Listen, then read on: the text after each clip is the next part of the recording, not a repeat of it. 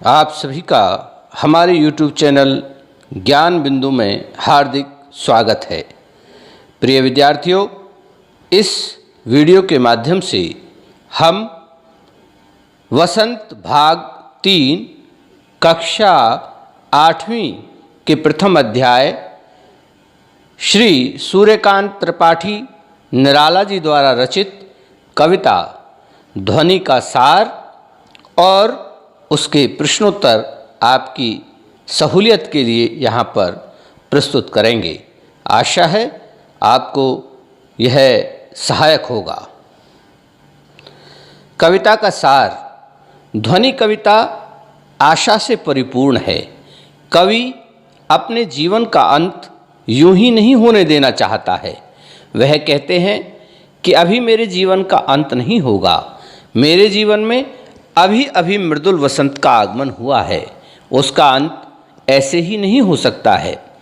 और वह यहाँ पर अपने जीवन में अपने जीवन के द्वारा समस्त युवा वर्ग के हृदय में निराशा को दूर करना चाहता है और अपनी आशा से पूर्ण हाथों को फेर कर वह युवा वर्ग को जगाना चाहता है।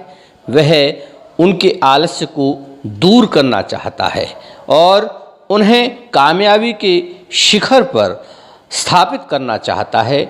उनको उन्नतिशील बनाना चाहता है।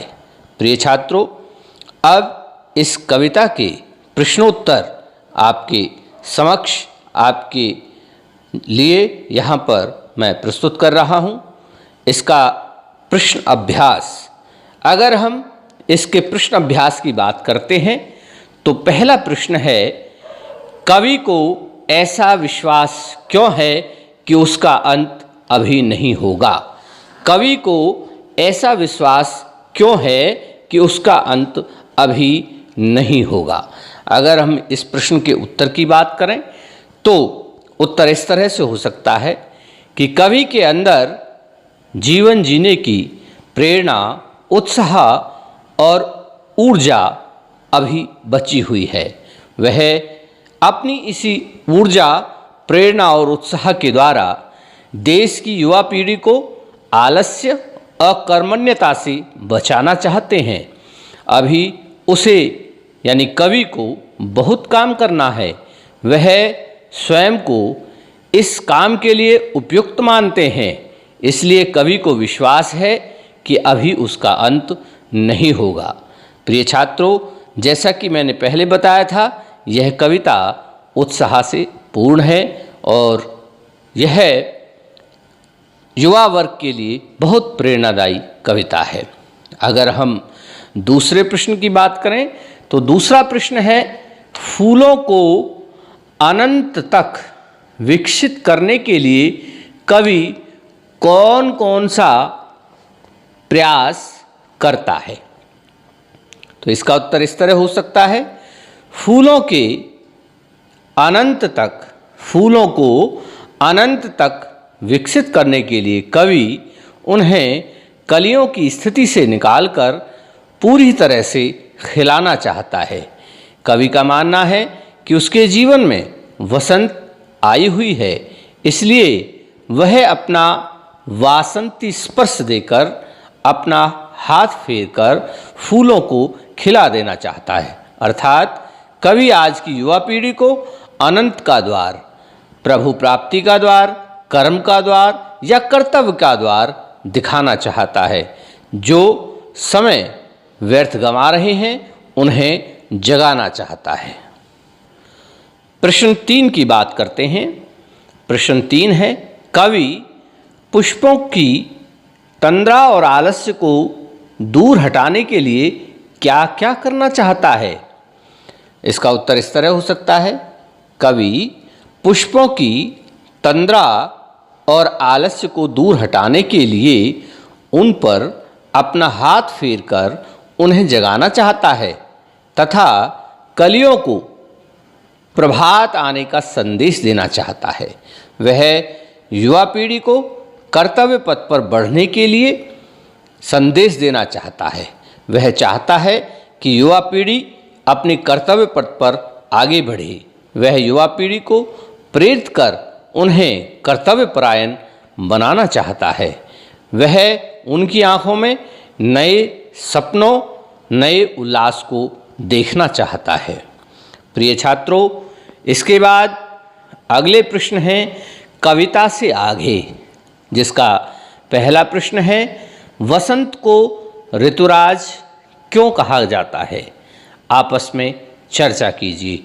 तो मैं आशा करता हूँ कि आप इस पर अवश्य चर्चा करेंगे। कक्षा में आपने चर्चा की होगी, फिर भी मैं आपकी सहूलियत के लिए इसको थोड़ा सा यहाँ बताना चाहूँगा। ऋतुराज, वसंत इसलिए ऋतुराज कहा जाता है वसंत को, क्योंकि वसंत ऋतु सबसे सुहावनी ऋतु होती है, एक सर्वश्रेष्ठ ऋतु है। और इस ऋतु की विशेषता ये है कि इस ऋतु में ना तो ज़्यादा सर्दी होती है, न ज़्यादा गर्मी होती है। यहाँ इस ऋतु के अंदर जो शरीर के दोष होते हैं वो सभी समाप्त हो जाते हैं।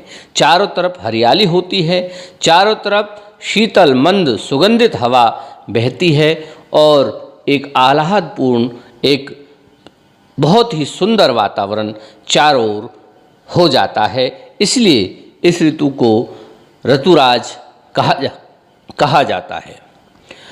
दूसरा प्रश्न, वसंत ऋतु में आने वाले त्योहारों के विषय में जानकारी एकत्रित कीजिए। किसी एक त्यौहार पर निबंध लिखिए। प्रिय छात्रों, वसंत ऋतु में आने वाले त्योहारों के विषय में आप जानकारी एकत्र करें और उन पर निबंध लिखने का प्रयास करें। तो मैं यहाँ पर इस प्रश्न को आपके लिए थोड़ा सा बताने का प्रयास करता हूँ। वसंत ऋतु में आने वाले 2 महीने होते हैं। उनमें इन महीनों में होली, वसंत पंचमी, वैसाखी आदि त्यौहार होते हैं। और इन त्योहारों में से आप किसी एक त्यौहार पर निबंध लिख सकते हैं, उसको अच्छी तरह से आगे बढ़ा सकते हैं। अगर हम प्रश्न 3 की बात करते हैं तो प्रश्न 3 है यहाँ पर, ऋतु परिवर्तन का जीवन पर गहरा प्रभाव पड़ता है। इस कथन की पुष्टि आप किन किन बातों से कर सकते हैं।